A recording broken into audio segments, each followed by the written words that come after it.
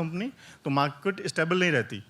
आपके पास और भी प्लेयर्स हैं, वो आते रहेंगे, लेकिन उसके लिए आपको कोई भी कंपनी हो, चाहे मैं कर रहा हूँ चाहे सर कर रहे होंगे, तो उसमें भी R&D डिपार्टमेंट बोला ना है, मतलब कि ये नहीं कि ये बन के खत्म हो गया, ये कोई ये ब्रह्मास्त्र बन गया कि अब कुछ होगा नहीं। सर हमने अब फिर सेपरेट कॉपी करेंगे लोग, post doctorate nano technologist hire किया है।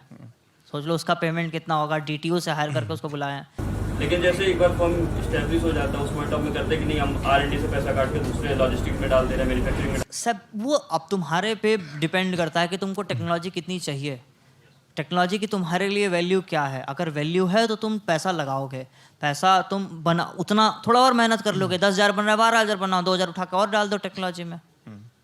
ये लेकिन लगता है कि अच्छा जी ये वेरी करेगा इंडस्ट्री वाइज भी कि R&D में नीड कितनी कहाँ पर है। R&D सिर्फ ये नहीं कि रिसर्च, टेक्निकल रिसर्च, R&D मतलब आपको बिजनेस रिसर्च भी तो करनी होगी, exactly. आपको मार्केट रिसर्च करनी पड़ेगी, आपको नए नए वर्टिकल्स ओपन कराने हैं, आप मार्केटिंग भी करोगे तो उसके लिए भी तो रिसर्च करनी पड़ेगी ना। कि अभी B2C कर रहे थे, अब हमको B2B करना। B2B करने के लिए अगर मैं अपना इंडिविजुअल बताऊं तो कैसे लाइवलीहुड का ऑर्गेनाइजेशन कितने हैं, प्रदान है, टाटा ट्रस्ट है, EY है, EY कहाँ कहाँ काम करता है, किस FPOs को फंड किया हुआ है, उस FPOs के CEO के नंबर निकालो, उनसे मीटिंग अपॉइंटमेंट सेट कराओ।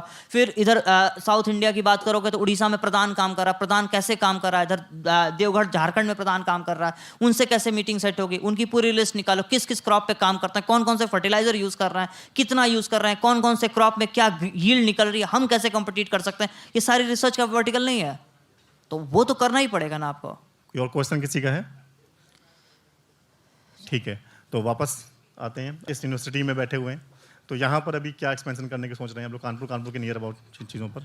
कानपुर में सर अभी हमारे पास 12 आउटलेट हैं।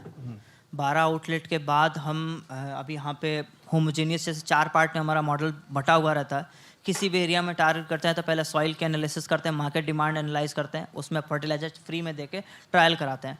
ट्रायल के बाद अगर रिस्पांस बढ़िया मिलता है तो अलग अलग एम्प्लॉयज़ हायर करते हैं उस लोकल एरिया में और उनसे मार्केटिंग कराते हैं, कैंपेनिंग कराते हैं और उनको ऑनबोर्ड कर लेते हैं एज ए सेल्स रिप्रेजेंटेटिव्स।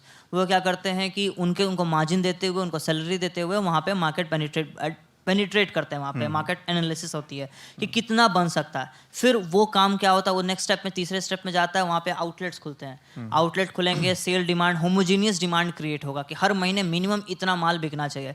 जब वो पॉइंट कंप्लीट हो जाता है तो हमारा फोर्थ पार्ट आता है, वहाँ पे फैक्ट्री डाल देते हैं। वहाँ फैक्ट्री डालेंगे, कोलैबोरेशन में उसी में से किसी बंदे को उठा के लाएंगे जो इंटरेस्टेड है कि भैया नहीं आपके साथ हम काम करना चाहते हैं, इतना पैसा हम लगा सकते हैं। वहाँ फैक्ट्री पड़ेगी, इतने दिन में ROI निकलेगी, इतने में सामान बिकेगा।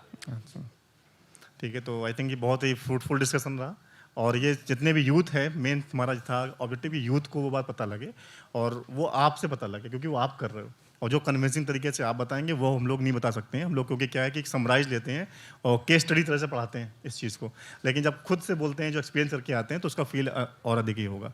तो इस डिस्कशन को अभी ओवर करते हैं, फिर नेक्स्ट फोरम में फिर हम लोग किस और जगह पर मिलेंगे और आई थिंक जो आपने कहा कि 5 साल वाले के बाद की जो स्ट्रेटजीज हैं वो प्लान करने के लिए, तो फिर से हम डील करेंगे आपको और बहुत कुछ और पूछने के लिए होगा क्योंकि शॉर्ट एपिसोड में हम लोग इतना अधिक नहीं पूछ सकते हैं क्योंकि